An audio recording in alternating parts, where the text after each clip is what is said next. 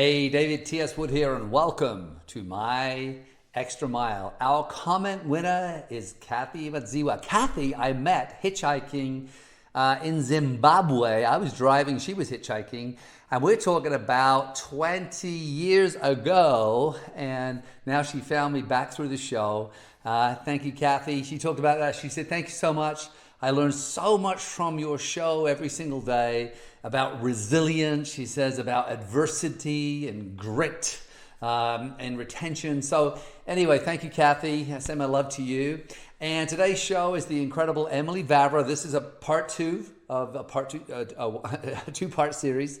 First part was 1 through 5 critical skills. This is 6 through 9 skills, right? And these skills are very simple. How to get someone started for success in your side hustle business, in your network marketing business. The power of events, how to vision cast, how to cast a vision so that people really can see the future and work towards that future. And of course, the very, very complex world of social media, how to utilize social media to build your network marketing business. Emily is a phenomenon in this profession, 7-figure-a-year income earner, 7-figure-a-year income earner. And she is an incredible force of nature. So enjoy the show with the incredible Emily Vavra.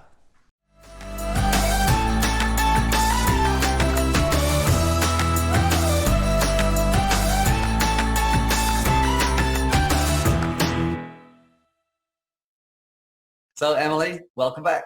Thank you. All right. So we covered in our first show the first basic skills, right? Finding people, inviting, All using the tools, closing. presenting, follow up, and closing. Yeah. Sorry, yeah, I had a little blank there. Let's go to helping someone get started, because this is the big thing. You know, you have people who come in, and obviously everyone wants to try the products, but some people you're getting started with a product as a customer, and some people you're getting started, you know, to do this as a business. I want to sort of lead me through your mindset. How do you determine what, or when do you determine? Yeah, you determine it through asking questions. Absolutely asking questions. Asking, every single time I get someone started on a value pack, I'm asking them, okay, I know you're here for weight loss, if that's what they told me, but remind me, did you want to plug into our business building, income producing building program that we have? I'm always asking them that. And, sometimes they'll say, hey, I'm just here right now to be a customer. But if I like it, maybe I'll look into that.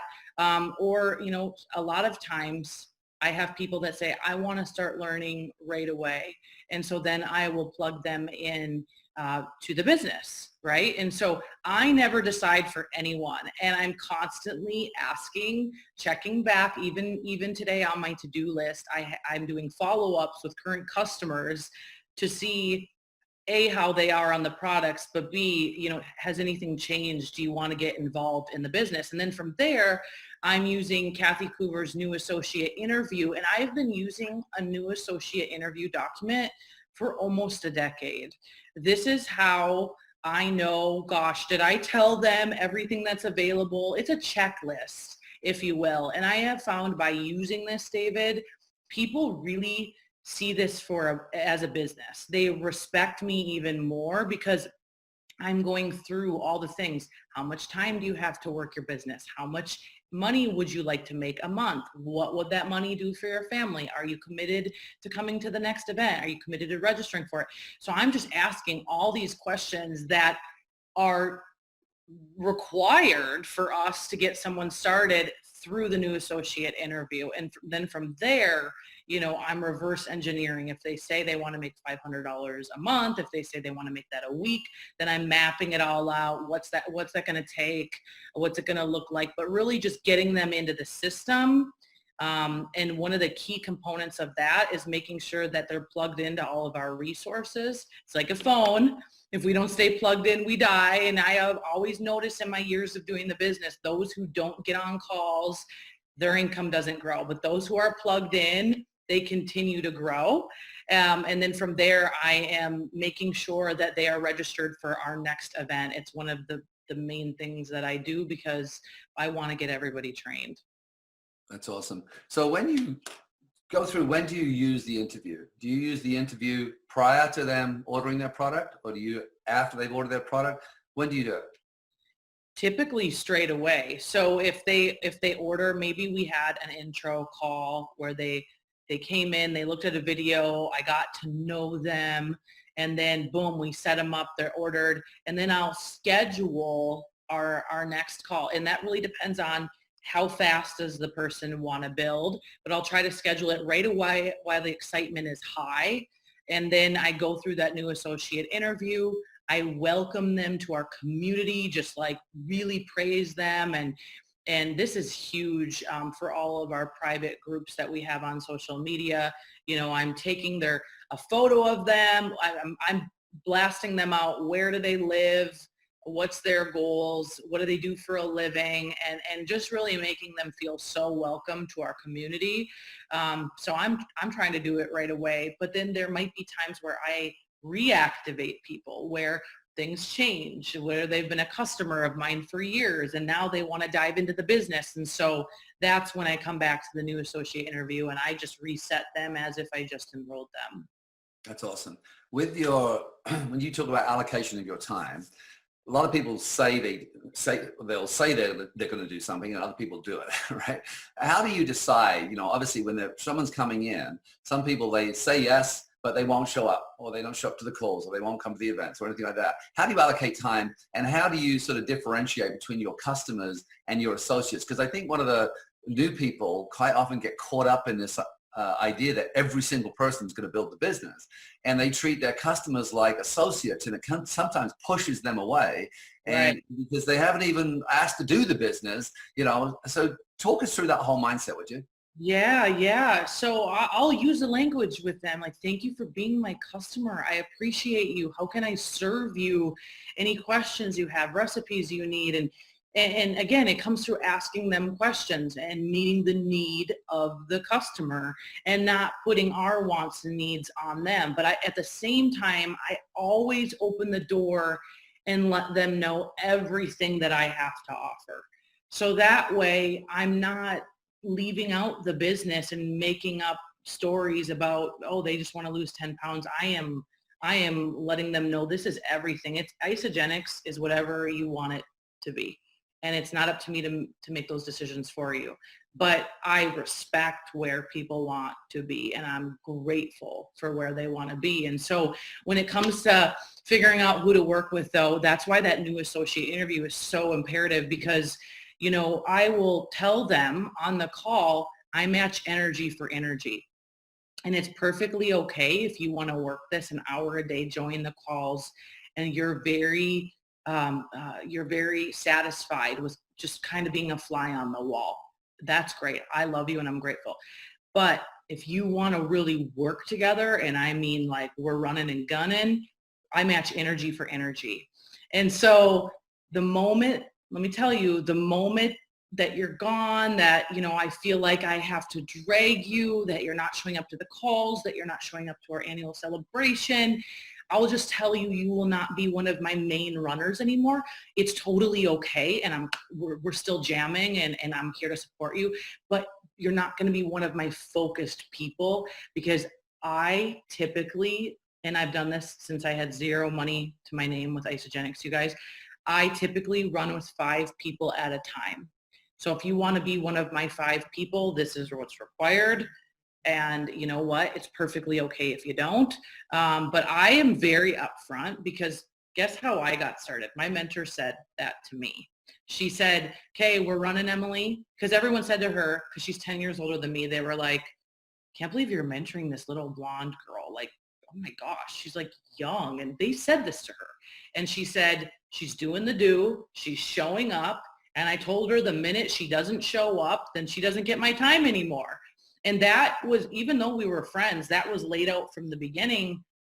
So you should have saw me in the beginning. I would sprint home to get on the compensation plan training, because I knew if I'm not on these trainings and my mentor isn't, why would she work with me? And I really respected having a mentor and having that time. And I thought I was so honored. And so that's how I've built my whole business. It's just communication's everything. And I think when we just communicate, it's great. Do you want to talk a little bit about, again, this part where so many people want their family to follow them in this business and are disappointed that their father or their mother or their brother or their cousin isn't interested, and I always use the analogy, if I was a plumber and, and we were family, I wouldn't be coming over to your house every week asking you to become a plumber or, go looking at your pipes. Can you talk a little bit about that, about that it's okay that people you love don't follow you in the beginning, and they may never follow you, They right? may never, and I'm living proof of it. Yeah, absolutely. And I'm speaking to you right now because I was bent out of shape in the beginning. I came from a family with a single mom, hand-me-down clothes, but it taught me work ethic times 10. Absolutely. But when it came to seeing this vision of, wow, like I came to an Isogenics event and I'm like, the mom does it with the daughter. And I saw, because we have such a family culture, Isogenics. And then I said, Eric and Kathy Coover. And I was like, oh my gosh, like this is amazing. I'm going to set my whole family free. And then I went to go try to help all of them. And they were like, it bent me out of shape. And I'll never forget it. My mentor was like, how long are you going to spend on these people? I know you love them. She's like, you could have helped 20 people by now with the energy you've exerted trying to get someone to do something that just doesn't want to do it right now. And it totally switched it for me. And then back to what you're saying about the plumbing, Michael Klaus taught me that as well. My brother is a pilot, and that is his deepest passion, is to fly C-130s, is to fly commercials. And why he doesn't want to do this. He takes the products. That's a huge step, though. That's a huge step, but it's okay. And in fact, a lot of times I think to myself, I don't even want to work with I really don't. Sometimes it's better if it's just you jamming and you don't have to deal with all those negative emotions. Sometimes I mentor families and they can't even work together. Yeah. Yeah. It's interesting. And talk to me lastly on this whole starting people up. Let's say you get a firecracker, you get an Emily join your business, someone like you, because I've seen people who want to run, but the person who's enrolled them isn't running. So, so you kind of get who you are. Talk to me, what do you do when you got someone who you can tell right away, and because of everything they say they're going to do, they do, and they're passionate, and that you see they send you their list or whatever it is, but they're engaged right away. What do you do differently with them? Do you have a more regular, is it once a day you speak to them? Is it once every other day? What do you do with a runner? Yeah, we run them to executive, and we're doing more calls together. We're doing 3-way calls together. I mean, they're getting more of my time. I'm mentoring them. If we're in proximity to each other, I'm spending time with them. I'm inviting them to a workout. I'm inviting them into my world, because I know that I am a king and queen maker. Like, that is literally what I do. And so in order to rub my leadership off on them, they need time. They need time with me. And so for a lot of people, because a lot of people reach out and they ask me, hey, I don't have a mentor, my upline left or doesn't do anything. There is so many people within Isogenics that are crushing it that have no mentor, no upline, and they're using YouTube, they're using this video, they're using events, they're even plugging into other teams. And at the end of the day, though, I'll tell you this, like, you have to take 100% responsibility. Yes, if you have someone to guide you, it is amazing, but the resources are out there. Trust me. And you cannot have the mindset of, oh, I don't have an upline or someone motivating me every day. I don't motivate people every day. They motivate themselves, and then I connect to them. But our job as leaders is not to motivate people. It's to guide people. And so, take that personal responsibility and build something of your own. Yeah, it's a great saying. It's like when I take 100% responsibility for everything in my life and everything not in my life, there's no one left to blame. And we talked about that in the first show with regards to, people getting in that blame mode. And there's an example, I can't succeed because I don't have an upline or whatever, right? Right. And really, like you said, there's absolutely zero reason, because all the resources are there. And how many times do people who are not even financially linked work together? They then come together because they like each other, right? All the time. And I will just tell you this, you won't find other companies like that. Tyler Dickerhoof is just texting me. Lynn Hagedorn just texted me. Kathy Savage already texted me. None of them are financially linked to me. We work together all the time. You will not find that. The thing with Isagenix, we all share everything and it's all there for you. You just got to apply it. That's awesome. And one of the big ways, I mean, we're an event company. Obviously, during this time of the coronavirus, we're doing different types of events. I'm doing an event tomorrow and Wednesday for 1,000 Aussies, right?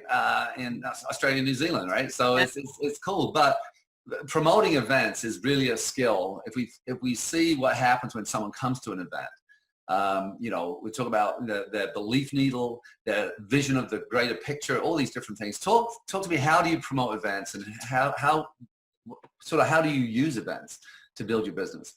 Oh, events are absolutely everything. When I look at my numbers, and this is a business, I look at how many people I reach out to, how many people I enroll, how many rank advancements, I track the numbers.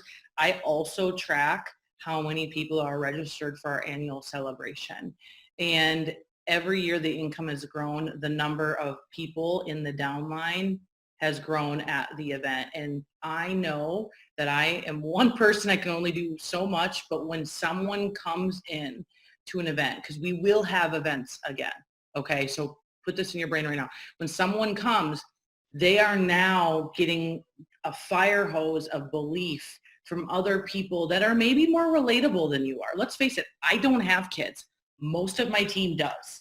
And so they come to these events and they see Laura Stevens, having how many kids, and they see, all these great leaders, and they can relate more. Or maybe the men come in and they see someone with a background similar to theirs, or they see the Cougars and it just solidified their belief in it, or the products and the science and all that. And so it's a requirement.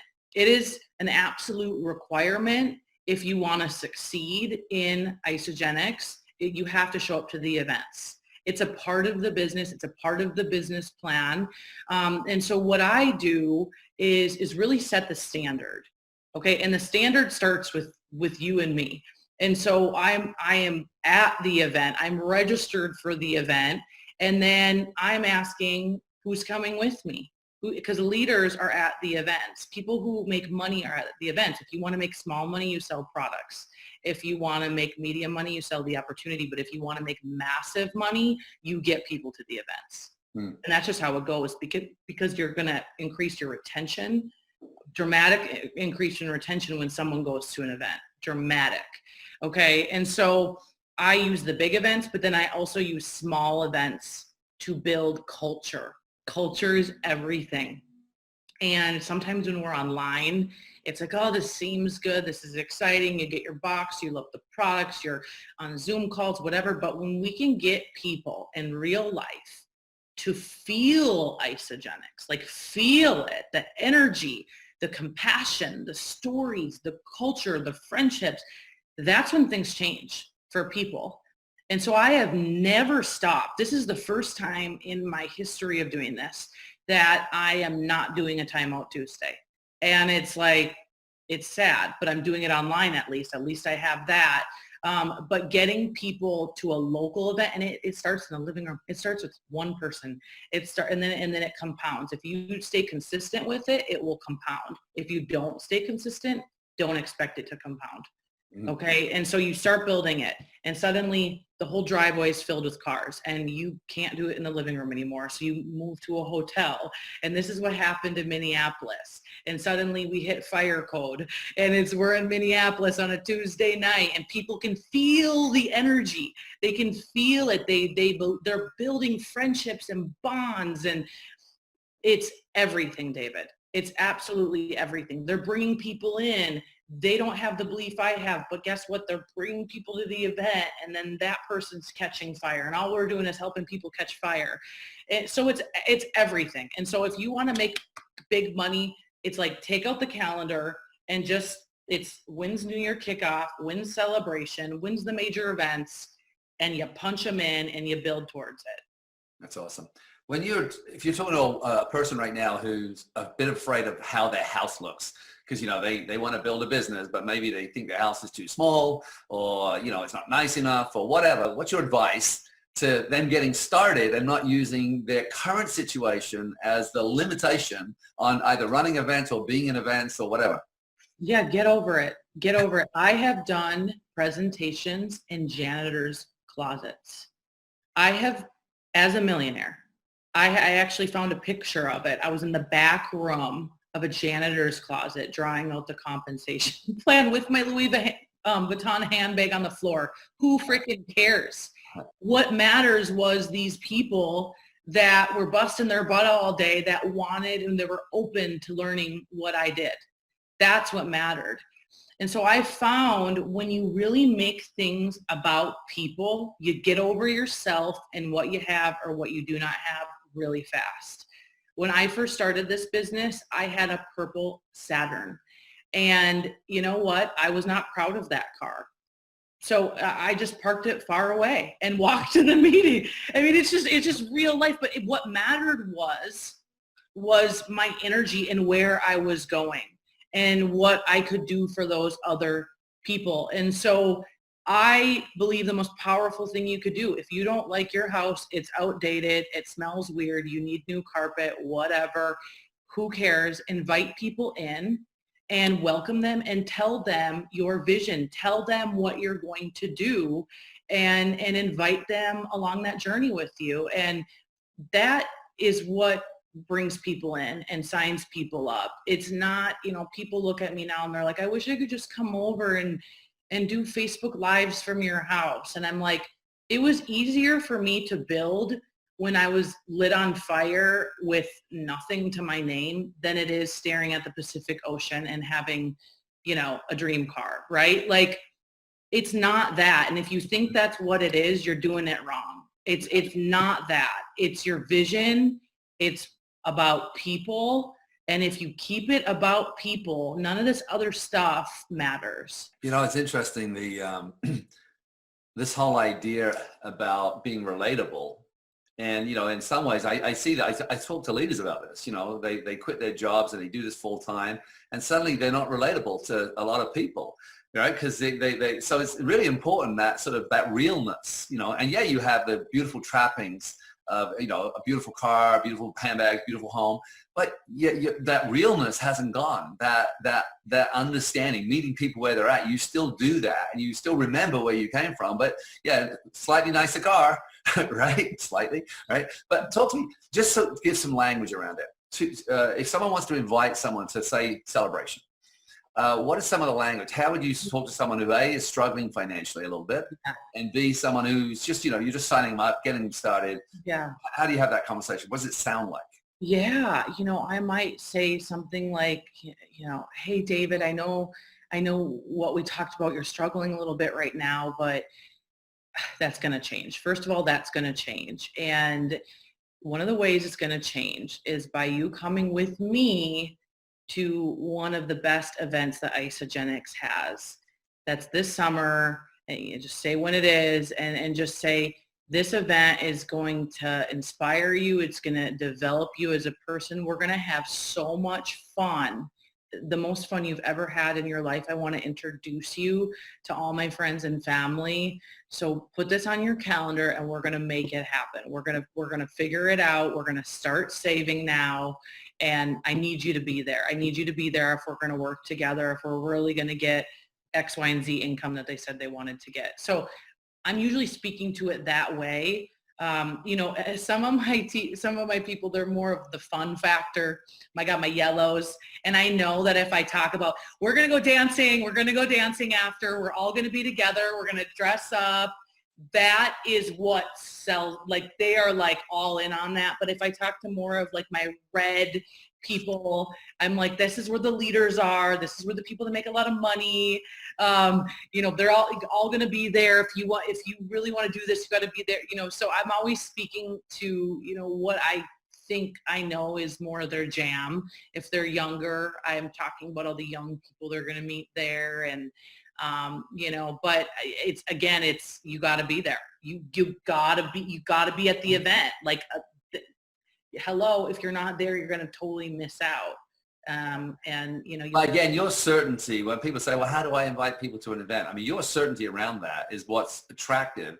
Talk to me about someone who's using a financial objection to say, I can't afford to come. I don't have the time to come. How do you talk them through that?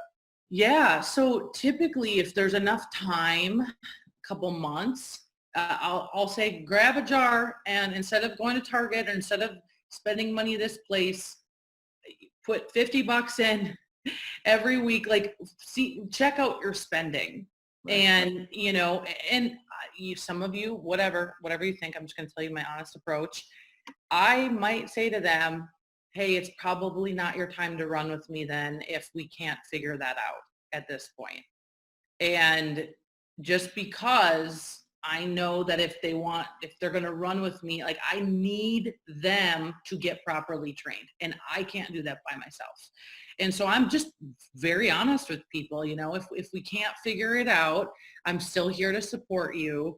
But you're not going to quite get everything that the rest of the team has. And so, either figure it out, or we'll figure it out together if you're open to that. Otherwise, just know that. And usually when I say that to people, they're like, oh yeah, maybe I do spend so much money here, so much money there. Another approach that I always use is, let's help two people get started with Isogenics. You're going to make anywhere from $150 to $450 back straight away. Let's use the money and reinvest it back into the event. And from a tax perspective, talk to your tax people. But like, this served me right my first year of Isogenics. Like, joining this business from a tax perspective was very, very good. And then we make it work, David. I match people up. We have sardines sleeping, in hotel rooms. You should see my first event. There was 2 in this bed, 2 in this bed, 2 on the floor.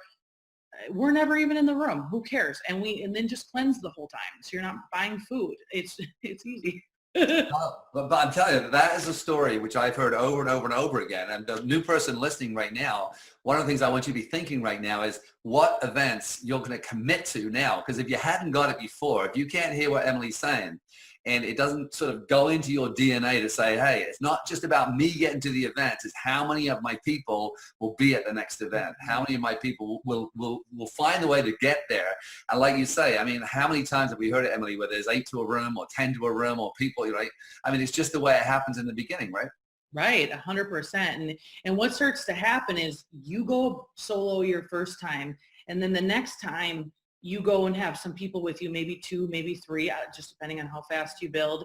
And then what starts to happen is, and this happened to me, I was like, we got a whole row. And this whole row is in my downline. And so finally, it wasn't just me lit on fire, it was the whole row was on fire.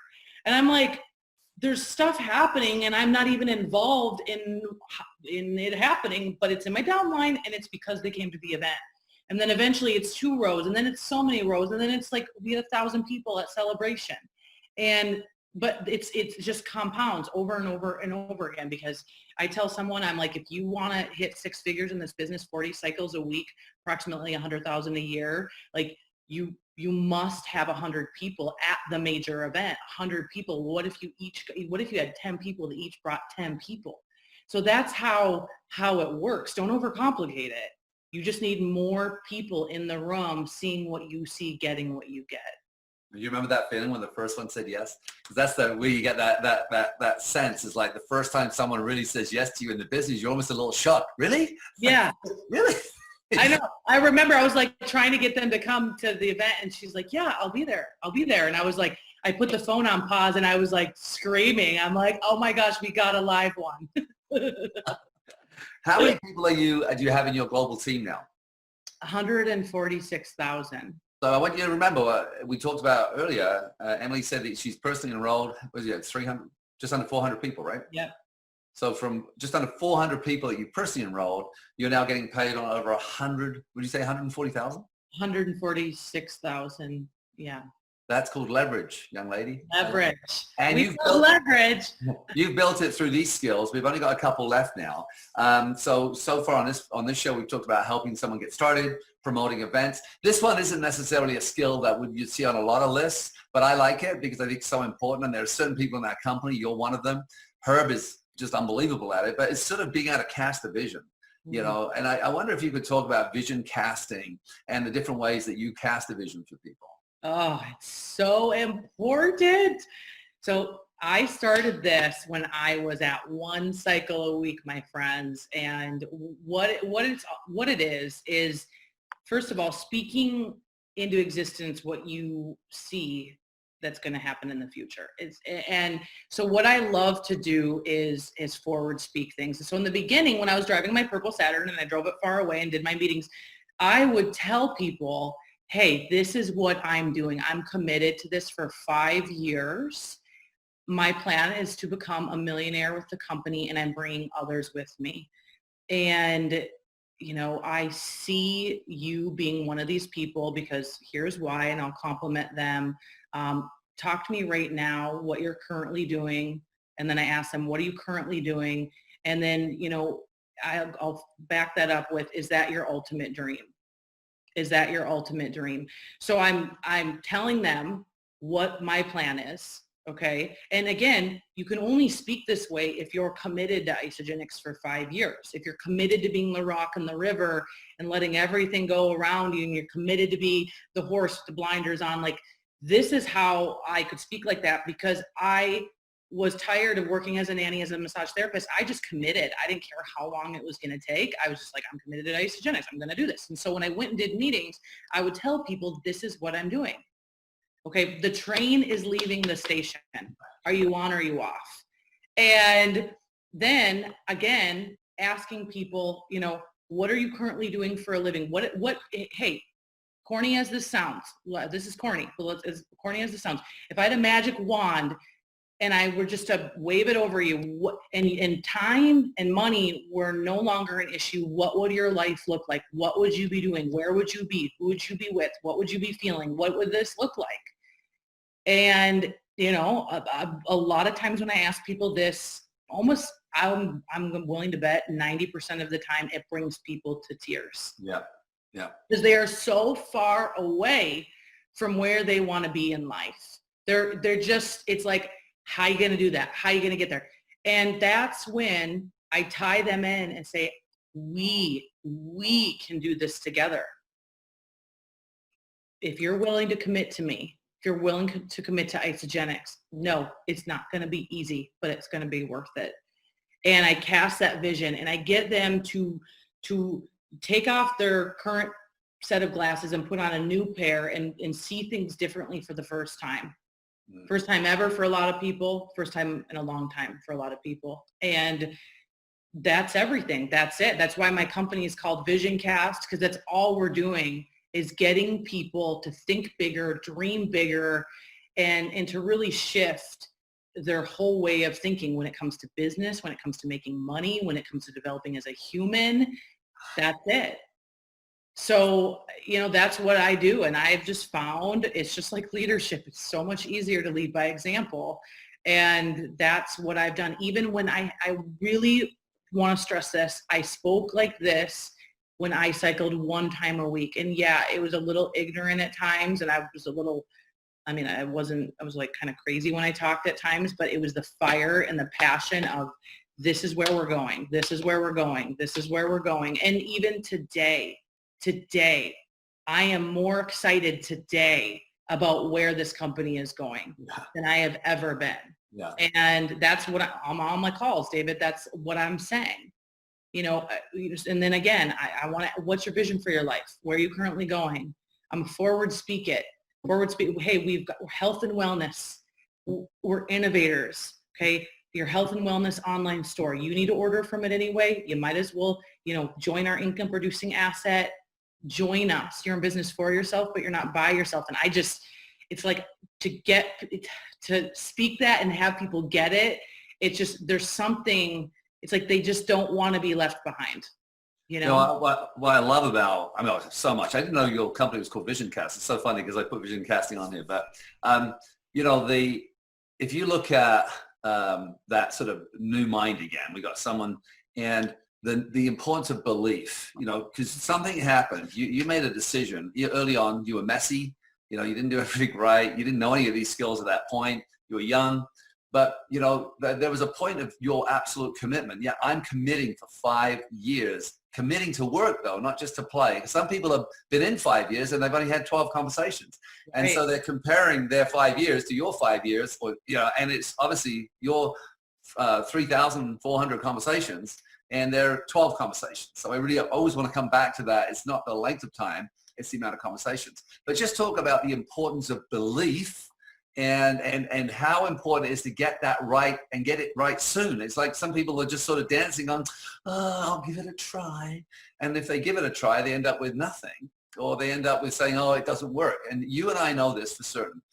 This business works 100% of the time for the people who commit and the people who over time, consistently over years, have these conversations, develop these skills. Everyone can succeed at it. It doesn't matter what their background, their anything, right? Yep. So talk about the importance of belief and how do we get it? How do we move that belief needle so we can cast visions with more certainty? And like you just did it. So I just want to stop the call right there. 100%. I know I'm like bouncing in my chair. So I look at the levels of belief, and I think it was Hillary Courtney that taught me this, rating yourself on a scale of 1 to 10. What's your belief in the products? What's your belief in the compensation plan? What's your belief in network marketing? What's your belief specifically in isogenics? And then the most important one is yourself. And so what I started to do is having a note card, and I would write out my honest, again, it's like, just be honest with yourself, my honest belief on every area. And areas that were low, it's awareness is power, I would recognize, okay, network marketing initially, okay, low. So what are all the things I can do to develop my leaf and network marketing? David, you created a video called Mythbusters back in the day. And like, that's something I would watch over and over and over again. What do I need to do to increase, I'd read books that really help with network marketing. I'd go on YouTube. I'd stay up late at night and just really become a 10 out of a 10 on this profession, because it was so foreign to me in the beginning. And then, other areas, maybe for you, it's the product. Well, maybe we have to become a product to the product. Like, what areas are you struggling with the products? Compensation plan. For a long time, I struggled with the compensation plan until I started practicing it, writing it out, really feeling it, experiencing it. And then it was just like, whoa, okay, I get it now. I finally get it. Some of you don't get the comp plan, so therefore you're not talking about it. Therefore you don't believe in it. Okay. And so it's just becoming a 10 out of a 10 on every area. And I would say guarding your focus, guarding your heart, guarding your mind. And that's something to stay a 10 out of a 10. You really have to guard yourself, not take advice from broken or unhappy people. Don't take advice from people you wouldn't trade places with. And that's something, especially in the beginning, when I was weaker in certain areas, I had to really guard myself from opinions that didn't matter, from people that just don't know what they don't KNOW. And so the belief factor is everything. And just like we have to work on our health every day and our mind every day, and we have to re-enroll ourselves every day, you got to work on your belief every day. And a surefire way to do that is to keep going to events, because every time you go to the event, it just reinvigorates, it inspires you. It just solidifies everything. But day in and day out, it's a process, just like bathing. Yeah. It's interesting because belief in self, I actually have a sixth one that I added to it, which is belief in self becoming a professional network marketer. Because belief in self can be a moving target. And that's why, we spend so much time growing people, because, you can have, some people have bad days. I talked to a guy the other day, said he had a bad month. One person said a bad year. How do you do that? How do you have a whole year bad? But that the mind is like that. So the belief in self is something that we're constantly working on. And obviously in the beginning, when you start, your skills are going to be low. So every master was once a disaster, including Emily, including Kathy Coover, including all the leaders that you follow. We're all disasters in the beginning. But one of the areas of belief is belief in self, becoming a professional network marketer. Now you've listened to these skills, and we've got one more to go, and saying, well, oh my gosh, if I master these simple skills, and Emily's told you exactly how she's done it, right? And then I go into practice, right? Then you're seeing the vision 5 years from now as yourself as a pro networker, knowing that you're stepping into something that's so beautiful. I mean, this profession, Emily, is this profession. There's nothing like it on the planet. And the only reason I think it gets a bad rap is because people don't understand it and they're ignorant. So and they're not bad people. They're just ignorant about what this really is and how beautiful in the right company. And it's not always the case. Some companies are not, what I would say ethical, but in the right company, what a beautiful thing that we get paid to help people grow and to help people be healthy. Is that crazy? It's so crazy. And every day I'm like, is this my job? Is this my job? Really? And how old are you now? 33? 32. 32. Wow, that's incredible. And can I ask you, this is not really relevant. What's your combined earnings been since you started 11 years? Do you know? I don't. I need to figure that out. I mean, it's got to be over 6 million, I would imagine. Maybe pushing 10 million. Yeah. That's a thing. I mean, I just work, and then it's like, oh my gosh, like, I don't know, maybe close to 10, actually. Yeah. But again, going back to the sort of disclaimer is the conversations, you're getting paid on the efforts of 147,000 people. Right. Because of your commitment to speak to those 340 that you originally spoke to and or enrolled, and the thousands you spoke to. So I just want to put that in perspective. We're not throwing out numbers that everyone can do this. Everyone can do this if you have the same amount of conversations and you build yourself to become a pro networker. The last skill that really is kind of becoming more and more relevant. And I know earlier when I think it was in the first series we spoke about this, the importance of even events in your home, little events with one person or in the janitor's closet, as you talked about, right? Yeah. But this idea of social media, the role it plays today in becoming a network marketer. And some people use it more, some people use it less, but I think there is this definitely, it plays a role, but it's not the only role. Do you want to talk us through social media? Yeah, absolutely. It is not the only way to build. In fact, I want to really clarify this. I had 900 Facebook friends when I started Isogenics. My road to executive was built on me reaching out to people and getting them to take a look and developing the relationship and mentorship. It was not by posting and praying. So I just want to clarify that. What you see now is just years of giving back and building teams. But I will say this.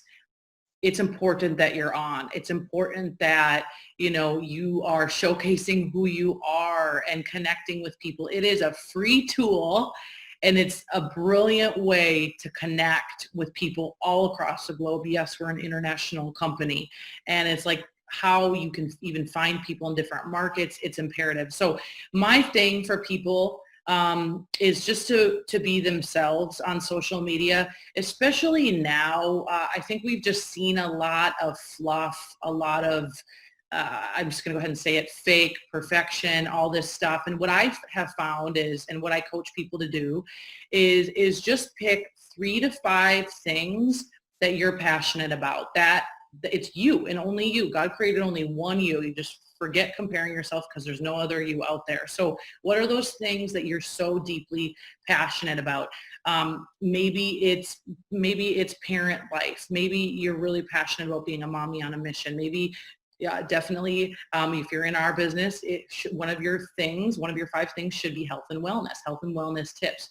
One of your things could be, I don't know, farm life. Maybe you're super passionate about, your farm in different ways that you practice growing your farm. I don't know. Maybe one of your things is style. For me, I'm deeply passionate about all things style.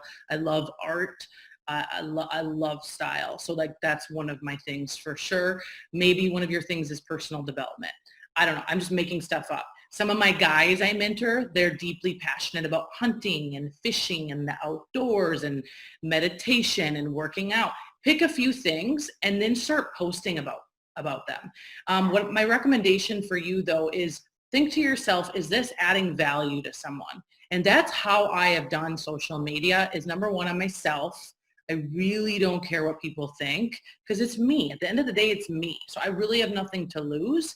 And if I'm just myself and I speak from my heart and I don't make it too calculated and it's free flowing, I find the right people that are meant to be attracted to me are attracted.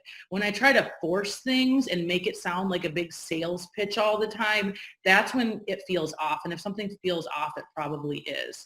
And so I have found just by doing things I love, speaking about what I love, and really, I always think to myself, would this help someone?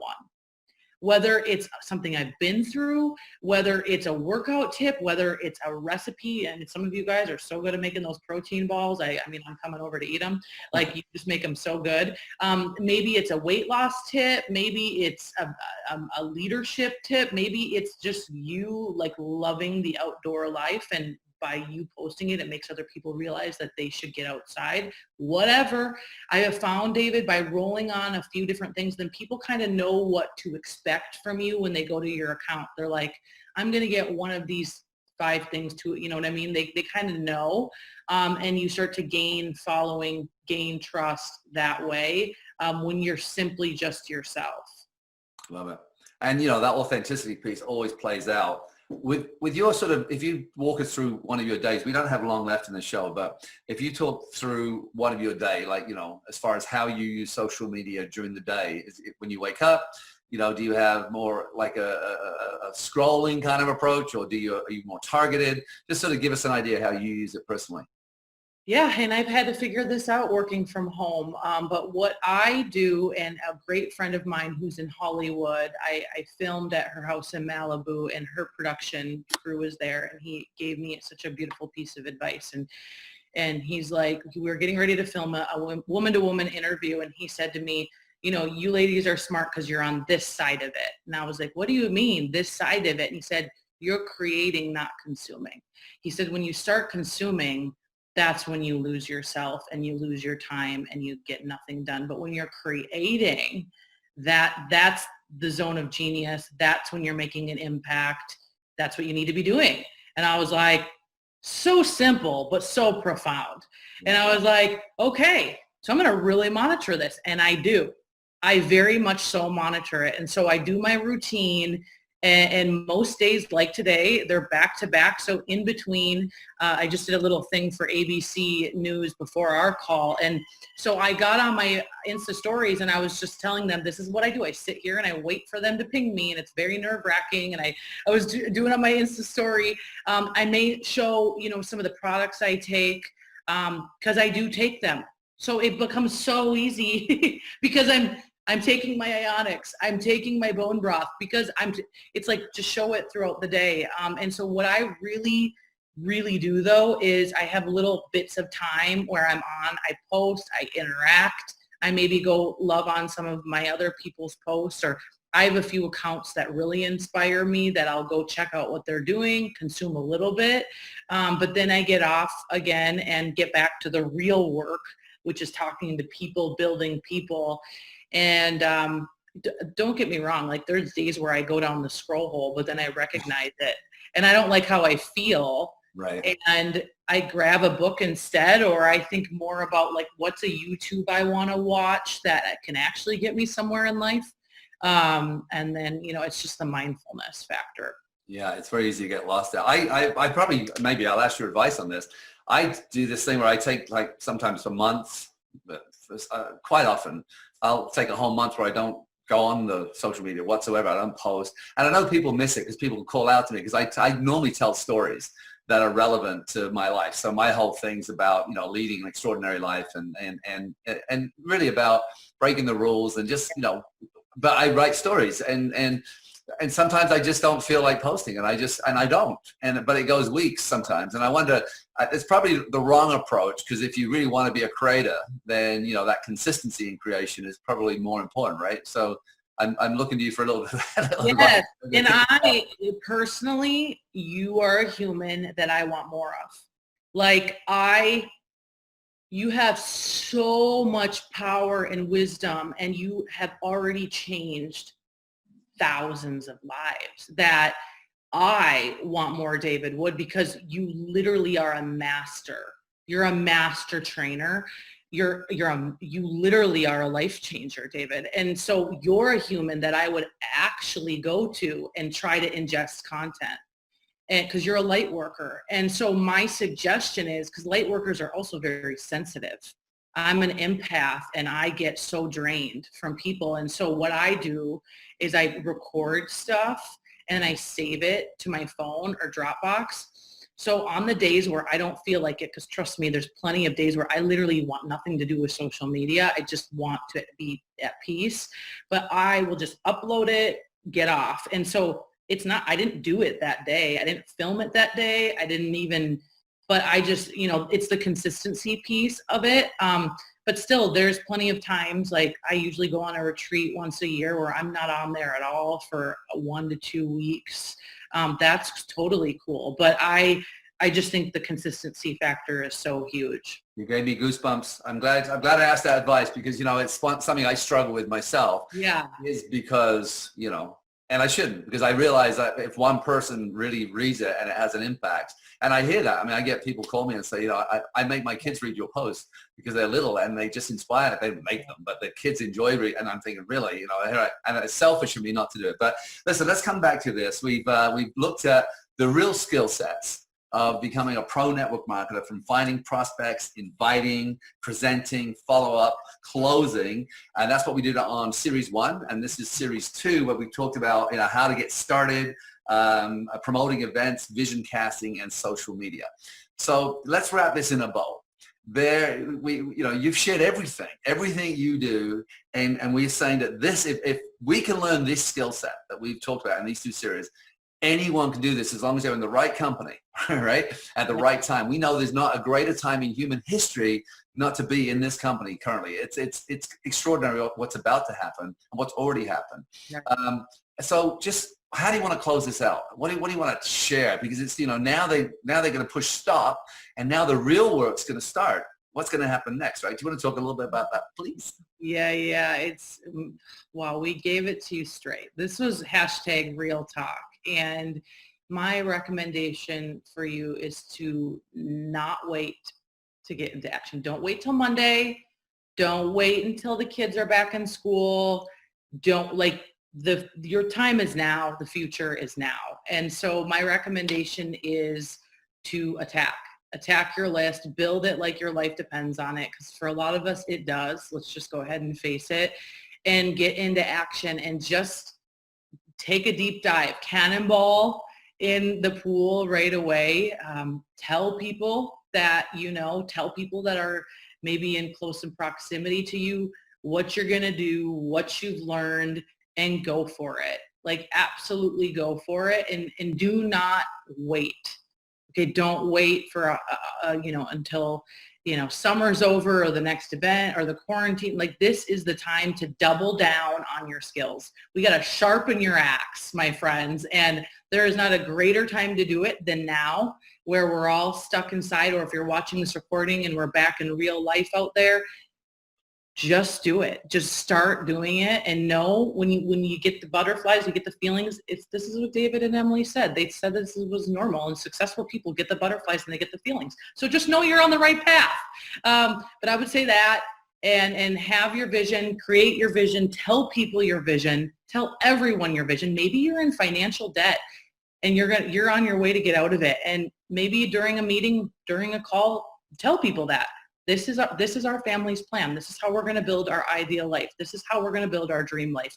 Start telling people those things, because other people can relate. Other people feel the same. And it's up to you to have the courage, to have the boldness, to step forward, and just start proclaiming it and telling people. Because what happens is you start inspiring others to do the same. So that's what I would say. Awesome.